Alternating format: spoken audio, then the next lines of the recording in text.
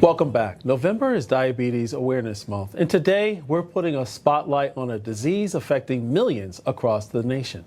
And the statistics are sobering. Nearly 38 million of Americans have diabetes, with 1 in 5 unaware that they have it. An additional 98 million adults have prediabetes, and more than 80% don't know they're at risk. Joining us now, Dr. Leigh Vinocur, a board-certified physician and author of Never Let Them See You Sweat. Also, Rob Taub, who's a diabetes spokesperson and a Newsmax opinion columnist. Good morning. Good to be here. Morning.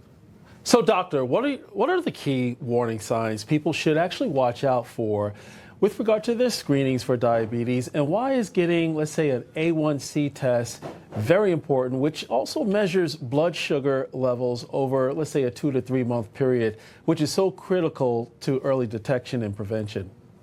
Yeah, absolutely. So as you said, a lot of times people are unaware. So it's important to know your numbers and the risk factors. There are some things that you can't do anything about. Certain ethnic groups of African Americans, Native Americans, Hispanic Americans, they're at higher risk. Your family history, your age, that's you can't do. But 90% of the diabetes in this country is type 2, and that's the preventable type with lifestyle changes like managing your weight and getting enough exercise, eating whole foods, not processed foods, staying away from sugary drinks. And as you said, the A1C looks at your blood sugar over several months. So it tells you how your body is managing blood sugar. And if it's less than 5.7, that is normal percent.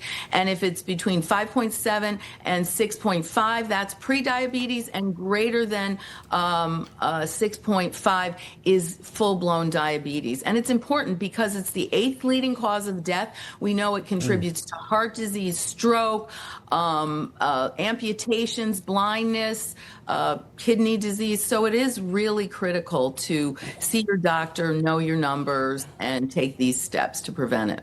So true, because diabetes doesn't discriminate. There's people of all backgrounds who actually suffer from this disease. Yeah. Well, speaking of A1C screenings, the Red Cross is offering free A1C screenings to blood donors this month. Now, Rob, with type 2 diabetes making up 90 to 95% of all cases and largely preventable, what are the single biggest lifestyle changes people can make right now to lower their risk?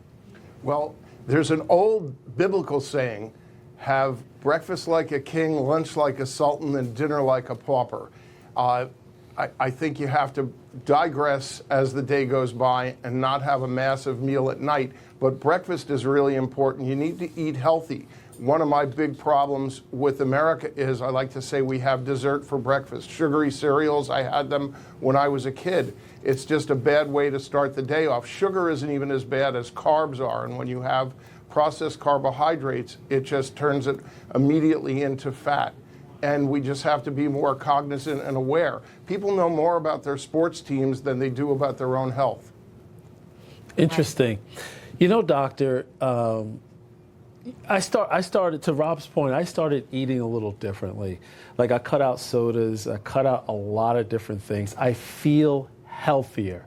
But let's talk about the GLP-1 medications like Wegovy and Zepbound. I've seen a lot of advertisement, regarding these particular drugs and what they can do for many people. And, it's been a game changer for both diabetes and weight loss.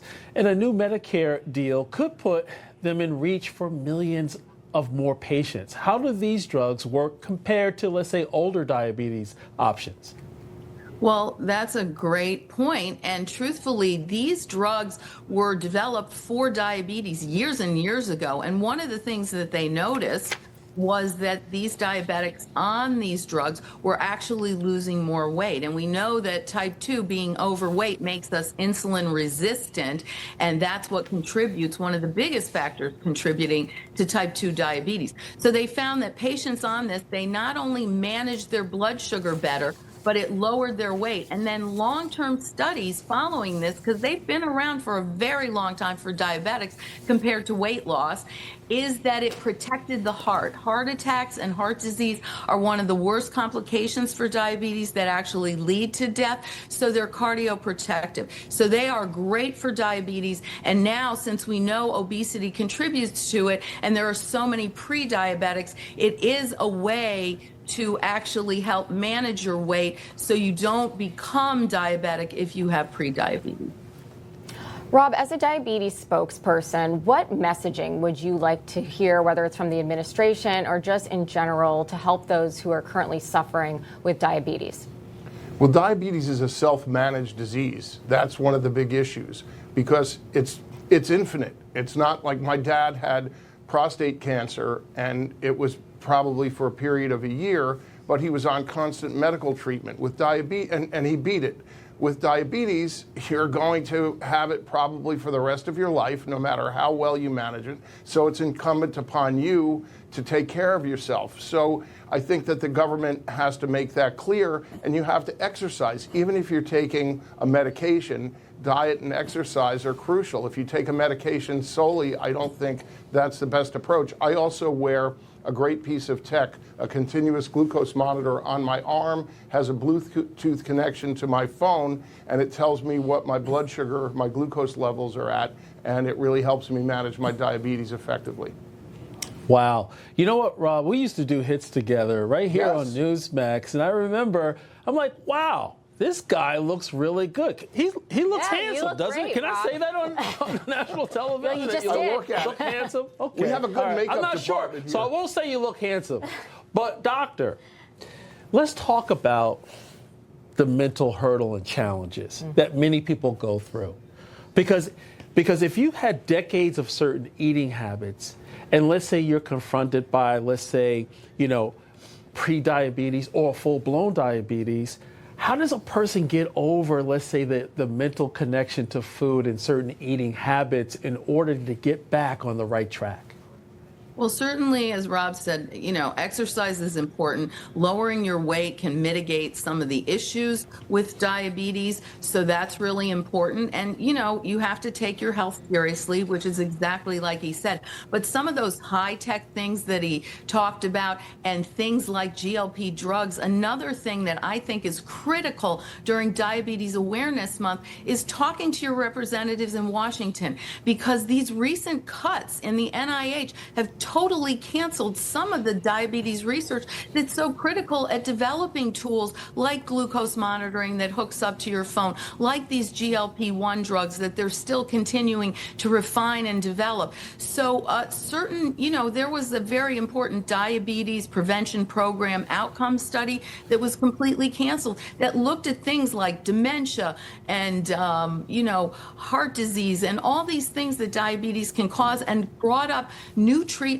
new technology to help manage it. So it's really critical that we continue this life-saving research. And it is to develop new things and to help save lives related to diabetes. And that's what this Diabetes Awareness Month is all about.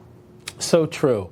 And, just speaking personally here, I have many uncles, aunts, cousins, even my mom before she passed, she had diabetes. So this affects everyone throughout our entire nation, whether directly your personal health or someone you love and care about. Thanks so much, Dr. Leigh Vinocur and Rob Talk. Great to be here. You got it. Good to have you.